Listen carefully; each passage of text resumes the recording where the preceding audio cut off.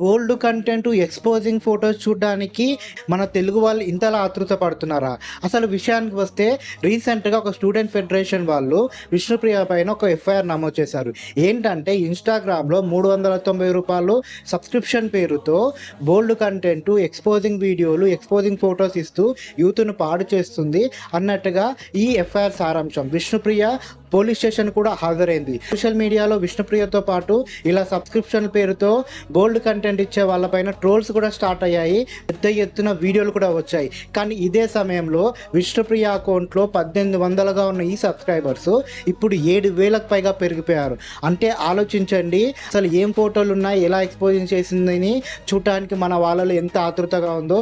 ఇలాంటివి చూసినప్పుడు అనిపిస్తుంది మన యువత ఇలా ఎక్స్పోజింగ్ చేసే వాళ్ళకు ఎంతలా అడిక్ట్ అవుతున్నారో. అసలు ఈ ఇన్సిడెంట్ తర్వాత విష్ణుప్రియకు సబ్స్క్రైబర్లు పెరగడాన్ని బట్టి మీరేమంటారు ఫ్రెండ్స్? మీ ఒపీనియన్ ఏంటి?